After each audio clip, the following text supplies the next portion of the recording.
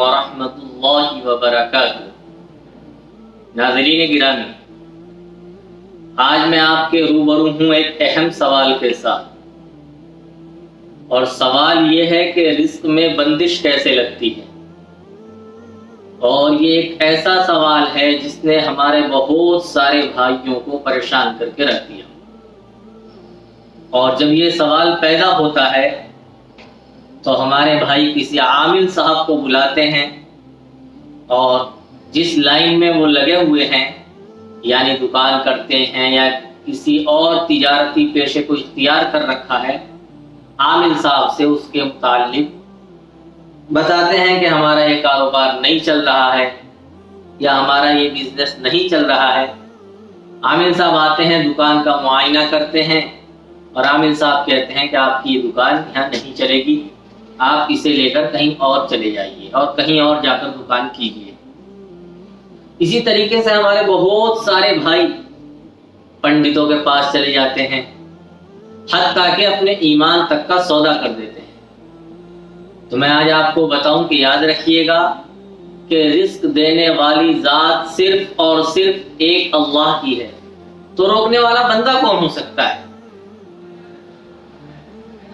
हाँ, कुछ बातें जरूर ऐसी होती हैं जिसकी बुनियाद पर और जिन वजूहात की वजह से हमारे रिस्क में कमी वाक़ हो जाती है और बेबरकती होती है। आज मैं आपके सामने इस छोटी सी वीडियो में इंशाअल्लाह उन्हीं बातों को बयान करूंगा जिनकी रोशनी में आप समझ सकते हैं कि रिस्क में कमी कैसे वाक़ होती है। तो चलिए आगे बढ़ते हैं। तो सबसे पहली चीज है खड़े होकर खाना पीना या जूता चप्पल पहनकर खाना पीना। इसका रिवाज आजकल आम तौर पर शादियों में हो चुका है, जिसको फैशन समझा जाता है। हालांकि आप ये देखिए, सबसे पहली चीज तो ये है कि ये सुन्नत के खिलाफ है। दूसरी चीज ये है कि इसकी वजह से आपके रिस्क में कमी होती है।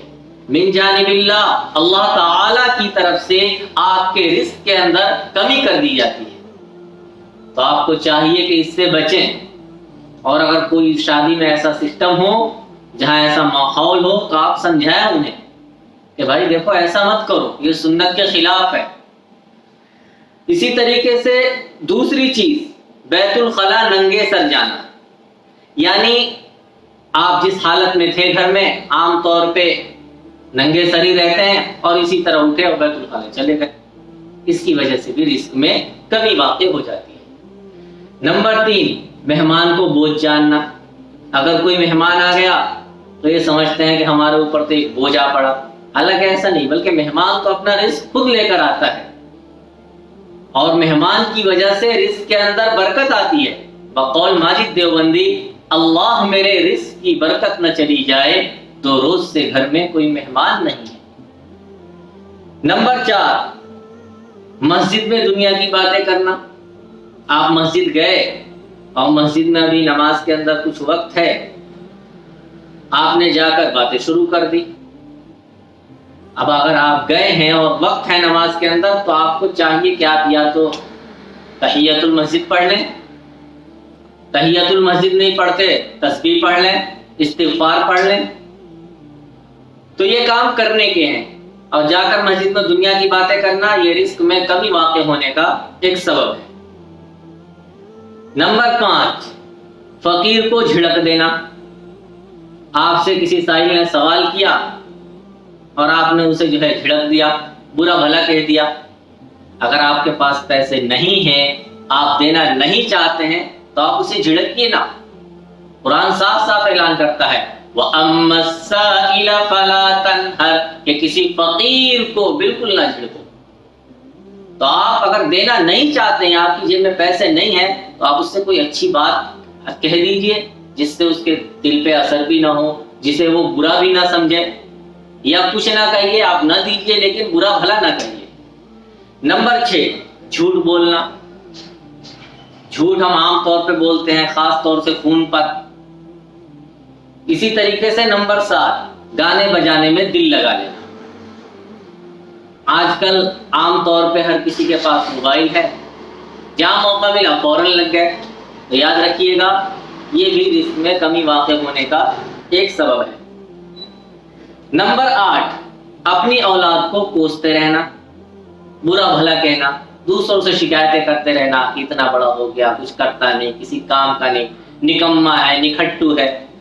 इसी तरीके से याद रखिएगा कि ये औलाद बुढ़ापे की लाठी है, बुढ़ापे का सहारा है, अल्लाह ताला की तरफ से अता करदा एक हसीन तोहफा है। आप इसकी कदर कीजिए। हाँ, आपकी औलाद कोई गलती करे आप उसे तनबीह कर सकते हैं, लेकिन दूसरों के सामने उसे बेइज्जत करना, कोसते रहना, ये कौन सी इंसानियत है? आप खुद सोचिए, अपने आप से सवाल करिए कि क्या मैं ये सही कर रहा हूँ? हरगिज नहीं। नंबर 9, कुरान को बेवजह सुना। मैं समझता हूं कि ऐसा कोई मुसलमान करता नहीं होगा। हाँ, अगर कोई मुसलमान करता है तो मैं उससे गुजारिश करूंगा, उससे दरख्वास्त करूंगा कि अल्लाह के वास्ते इसको छोड़ दे, इसकी वजह से रिस्क में कमी वाक़ई होती है। नंबर 10, फजर की नमाज पढ़कर सो जाना। हालांकि अल्लामा शामी रहमतुल्लाह अलैह ने फतवा शामी के अंदर लिखा है, नौमुस सुबही यमनउर रिज़्का, कि सुबह का सोना रिस्क को रोकता है।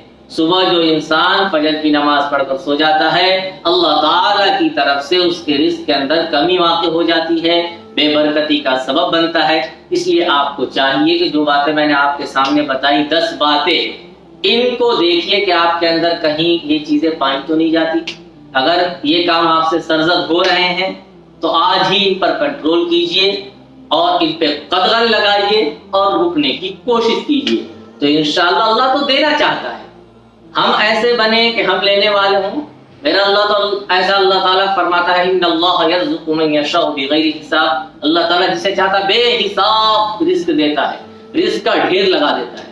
लेकिन हम लेने वाले तो बने, तो इसलिए मैंने आपके सामने एक छोटी सी वीडियो इसलिए रखी ताकि आप इसकी रोशनी में आप पहचान सकें और आप उन आमिलों के पास और पंडितों के पास जाने से बच सकें और अपना पैसा बचा सकें, और आप अपना इलाज खुद तजवीज़ कीजिए कि हमारे अंदर क्या कमियां, क्या कोताहियां हैं जिसकी वजह से हमारे रिस्क के अंदर कमी वाक़ई हुई। उम्मीद करता हूं कि ये छोटी सी वीडियो आपको पसंद आएगी।